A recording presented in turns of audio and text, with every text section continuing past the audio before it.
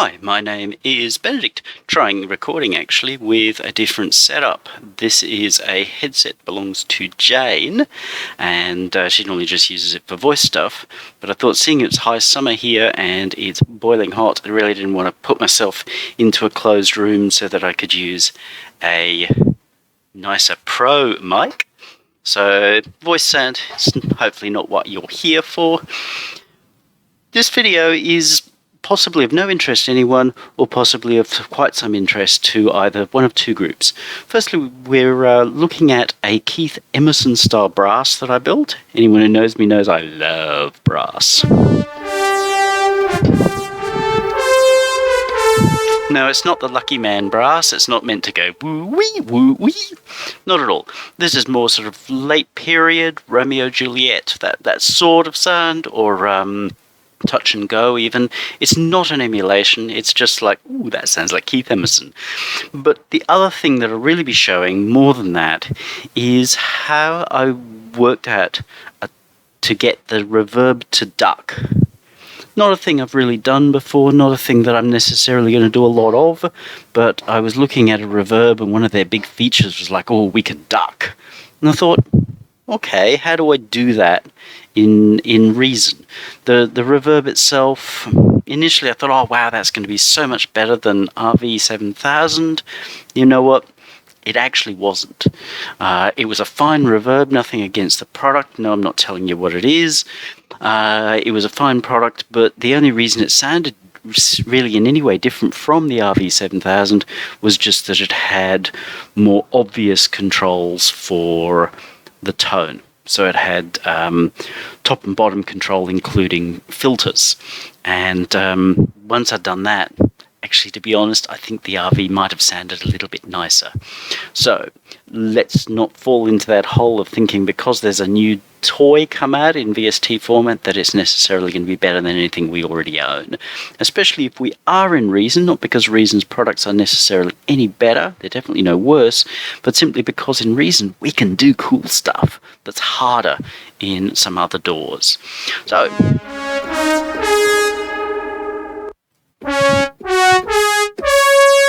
sound, we'll run through this first. Very, very simple brass type sound. The reason that it varies a lot is really just down to the velocity controls. So the velocity controls lots of things, so adds a tiny bit of FM between the two oscillators just for a bit more as you press a brighter note, a harder note. It opens the mod envelope, which is moving oscillator 2. We don't hear oscillator 2 with a very quiet note, but with a louder note, notice how they go wham a lot more. So that oscillator 2, if we move that, it's got a little bit of pitch envelope at the beginning. I've shown this in other brass making sounds. It gives you a very cool overblown brass sound because it's inevitable when you're blowing into a tube that as you begin, especially if you're tonguing, your tongue is going to hold that air in your mouth. You're going to as you spit it out, and that's a very attractive thing about brass. You know, a classic rock and roll brass section is all that pa pa pa. So emulating that sound, big part of it, and having that little overblown pitch, especially from a second oscillator, means that you increase your detune for that period of time. So that's what that one's doing. The harder you press, the more it goes out. Frequency 2 is just because subtractor can be kind of thin. Not because it is thin, simply because there's not really anything controlling it up there. So it warms up the sound. But at the same time, we're going to lift that so that it can become more bright, or brighter, to be grammatically more correct, as we play a more aggressive note. We open our filter envelope more, so with velocity, and the same with our filter decay. So our filter opens, and the opening gives us a lot of that this is brass sand. So if you use a filter envelope on a string sand, then you're more likely to have it sound more like brassy strings or strings and brass than if you didn't really use it at all. So the opening has a lot to do with saying this is brass, and then how it closes over time tells you a lot more about the brass section. These are just things that we automatically kind of know, especially if we've heard brass before, which we probably have because we've watched a movie and there have been some guys blarting away whilst things happen. We know brass. And the mix, this is altering that mix so that quiet note you don't hear oscillated 2 at all, and fully loud it mixes. So it makes for a much broader sound as we play harder. And the amplifier attack here, as you see, is really pretty high. So quiet note, it really, from a guitarist's point of view, it's like using the volume rocker to rock that note in rather than on. As we play harder, the attack gets shorter. So it gives you a huge variety of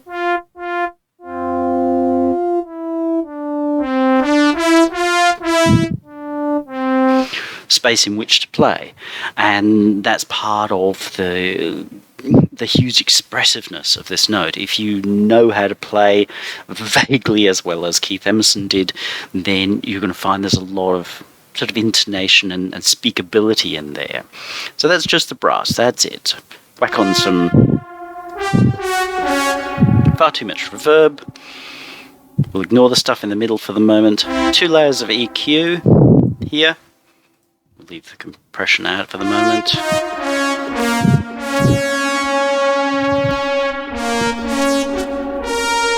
You can hear how where the EQ's off it sounds very papery because subtractor output's just so much up there.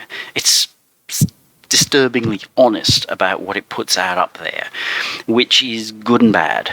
It's bad in the sense that you play it and you go, ooh, sounds nasty. But then if you're playing an electric piano type sound or an FM type sound, you want all that huge amount of stuff up there. So the fact that we're given it without having to fight for it is really nice. The first EQ, as you see, rolls off a lot top and bottom. So if we are playing low notes, we're not, this is not sub bass, it's brass. So what we're probably going to want from this in a mix, and this is not in a mix, but this is just making a sound, and it amused me to keep making it, was that we probably wouldn't want it to play the role of a bass in the mix. We would just want the clarity of that down there if we were working down there. And up top, we're taking quite a bit off, 9 dB at 5. We're not using a low pass filter. Yes, there is a 12 dB here. What frequency that is, I really don't know because they don't tell us. But it's reasonably low and really reasonably subtle. So we're creating several different types of curve here. That improves it. Yes, it goes through a let's just put that back on the screen. It goes through a compressor. This one actually has no cost other than dealing with the fact that it always increases the level, but it's actually quite a charming tool so long as you use it for what it's good at, and that is rather heavy-handed compression that doesn't necessarily have to sound heavy-handed, and the fact that it's got this gain drive thing on the back end, which is too loud to start with, but does provide a lot of nice tour sound. You'll see if you watch a lot of my videos, I do use this thing a lot, and it was worth well and truly many times what I've paid for it. I should go and contribute to him for it because it's a hell of a tool. There are plenty of payware tools that don't last long with me. This one has stuck. And then another layer of EQ. You see I've put one before and one after the compressor because this is going to change how the compressor works, and then the compressor is going to squash some highs, but we want this to be a very brilliant sound. We want it to really because that's the nature of the sound. So we're putting some of those highs back in and giving it a boost.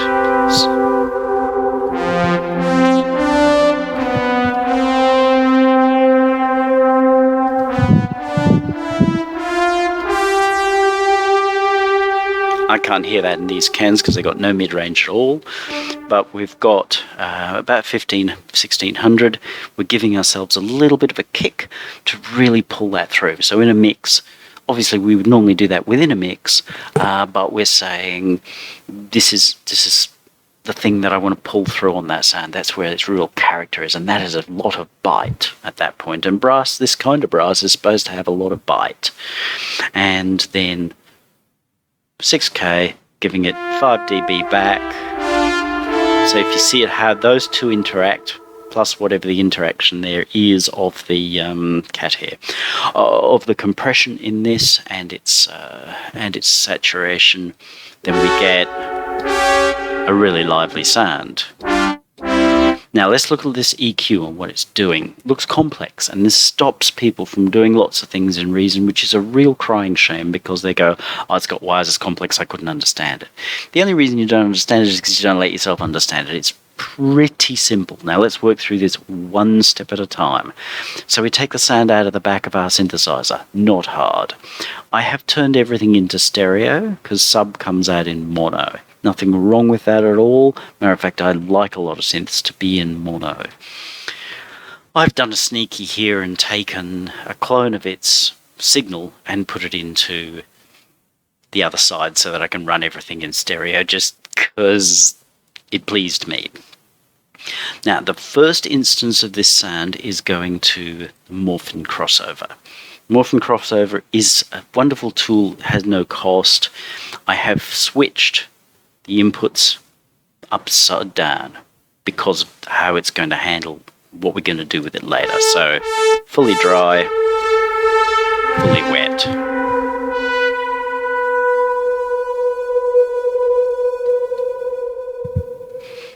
So that's the fully dry signal coming in here. I could have just wired them the other way around, but I had them wired that way already, so I just switched them.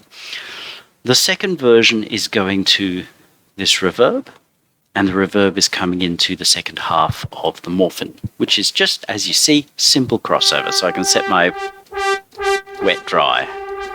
The reason we're doing it here rather than internally is because I wanted to play with the idea of being able to duck this reverb without having to buy a ducking reverb. Ducking reverbs. I should grow up. The next bit of wiring is the third, which goes into this bus compressor. Now, I started with an M class, nothing wrong with M class, it's a polite thing, but I do know and like this Master Bus, the SSL style glue compressor. I do like it a lot. I like the way it behaves, I like the way it feels, the way it interacts with the sound. I've then taken what this is doing, just, you see there's no output from this. All it's doing is being a compressor and then outputting what it has happened. It's saying I'm going to take the gain reduction figures and I'm going to carry them here to handle the crossover. So this here. So the crossfader is now automated by whatever happens here. See, gain reduction, that's actually being cut off here. So very, very dramatically, when I play a quiet note, this doesn't move. When I play a loud note, it swings across. That's overdoing it, but that's literally what's happening at this point.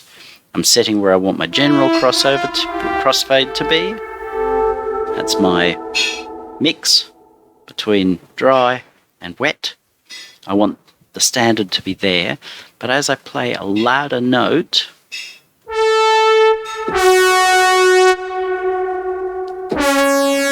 see how dry that is? Then I just let go. That's not particularly attractive. It's dramatic, so you can hear it, but it's not particularly attractive because it's overdone.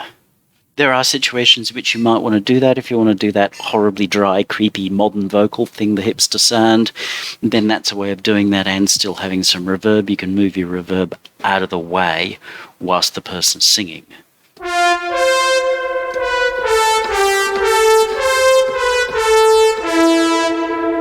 This is now a little bit more to taste. It's up to you. Being headphones, it's hard to see, but I'd set this up already for how it felt good to me, bearing in mind, again, there was no... Sorry, my audio interface is deciding to move around. There's no mix, so we can't say what's right or wrong here. There's far too much of the right and wrong on Facebook tutorials as it is. It's silly. We don't know what's right or wrong until we got a mix. We got no mix, so there's just the sound. So I've gone with a pretty mild ratio and a fairly fast attack time, because I don't want people to really hear this reverb as clearly at the beginning of the sound, because the whole idea of this is about getting the dry sound established in the person's mind clearer than the reverb. That's the only reason you would duck. You want to say, I want the advantage of a really dry sound as well as the advantage of a really wet sound, but you can't do both at once without turning the knob in real time. Turning the knob in real time gets pretty unwieldy, especially if you're playing with your right hand and you don't have your right hand to handle the knob anymore. So this is why we have the options to automate. I personally like it like this, so it's a very, very small distinction as we play.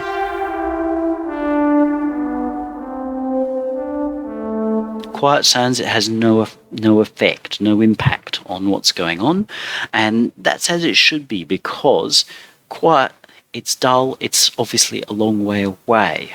Our trumpeter has taken quite a lot of steps back, or maybe even a few kilometres step back into the wilds of Scotland.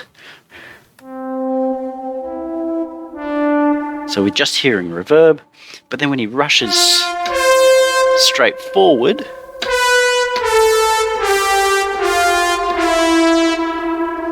we're just taking a dB or so off that balance. Exactly how it works, I don't know, but you don't need meters to tell you this. You use your ears for what feels right, and again, in the mix, we're just moving that slightly, and by that very slight move, we're just giving the dry signal a little bit more dominance, and that's all it needs, is a dB or two of dominance over the reverb signal to get that sense of, oh, I'm forward. And seeing that actually changes based upon the performance or what the instrument's playing at the time, we can really have that instrument move forward and back much more dramatically. That's how you get depth in your mix. CLA's been running this whole depth in my mixes things, and good on him. I like his work.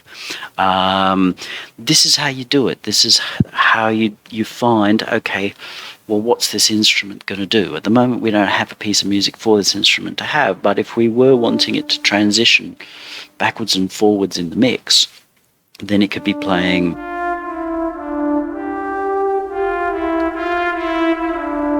through our verse, and it's going to stay behind the singer because we've given it quite a reverby space. So like I said, it's standing in the Highlands of Scotland. But then when it comes to the chorus or a lead break, and Keith really gets his fingers out, which could be hard for him these days. Sorry.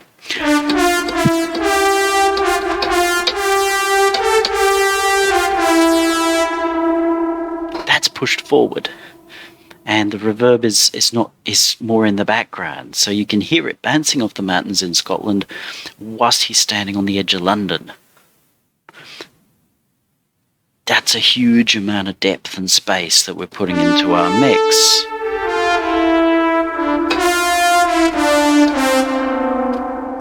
We're not asking for one thing to do it. We could, if our player was a little flat as in they didn't have much dynamic in their performance, as though we say we had a sound here that didn't have any of this velocity dynamics. It was just a flat sound, like a Casio CZ preset, which was on, off, on, off, on, off. Then, using this kind of method, we would probably be automating our volume of that player through our verse, so we might pull him down a little bit through the verse, in which case it's not going to trigger this. And in the chorus or the lead, where we want him to step forward, then we're going to automate that back up, which is going to trigger this, which is going to change that balance of his reverb. And you can do exactly the same with things with delays, except if you're in Reason, the echo already has a ducker.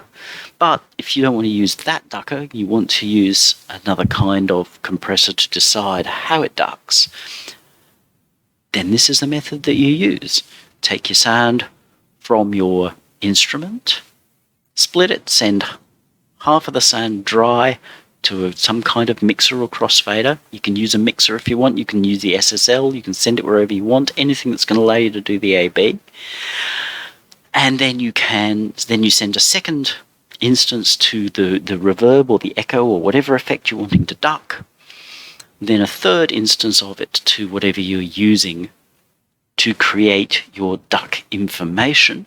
You take your duck information out of the back of that, because most compressors in Reason will have CV gain reduction out. So whatever this is how much work I'm doing knob or display says here, gets spat out here, and then you can assign that either to your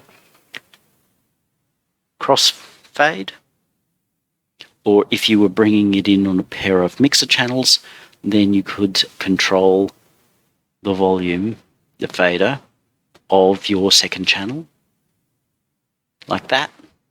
So as this guy gets louder, he's going to push this guy down. See? That's all it's doing. Now, the great thing with doing that is that if I had gone out and bought this Ducking Reverb, then not only would I be $50 worse off, not that it wasn't worth $50, but it was not worth $50 to me, but my Ducking Reverb would be ducking the same ducking way as everybody else who bought that Ducking Reverb. You get where I'm coming from? Now, if you're one of those people who thinks, well, it's only any good if I sound exactly like everybody else, I guess that's a brilliant ducking way to go. But if you want to create a sound or a feel that is your own, even though it might be similar to every other ducking person, then by creating your own duckery, then your ducking duck will be your ducking own duckery. Get where I'm coming from? I'm not going to grow up. So you can create a lot more variety in your sounds, and with very subtle ways of doing it. And then you've got a lot more control, because most times where you've got a ducking control on your Ducking Reverb, there isn't much ducking control of the ducking, I can tell you. So you've just spent $50 ducking for not a ducking lot of ducking. You've probably just been ducked. Whereas if you use something that's got all the controls that you're looking for, and can then take your ducking information and use it to duck what you really ducking will want to duck, then you've got your own ducking sound, which is the sound of ducking. I'd hate for you to be confused here at this point. So, two things. A little bit of how to make a very dramatic kind of synth brass, which you may or may not have been interested in, because most people hate synth brass. They think it's uncool. Poor ducking bastards. And also how you can take a stock effect that it's easy to think, oh, well, that's no good because it's got no ducking features, and make it duck. And more importantly, make it your own ducking ducker. And that way, the sound that you get out of this is going to be a lot more unique. If you've got any questions, ask down there. Always happy to engage. You have a good ducking day.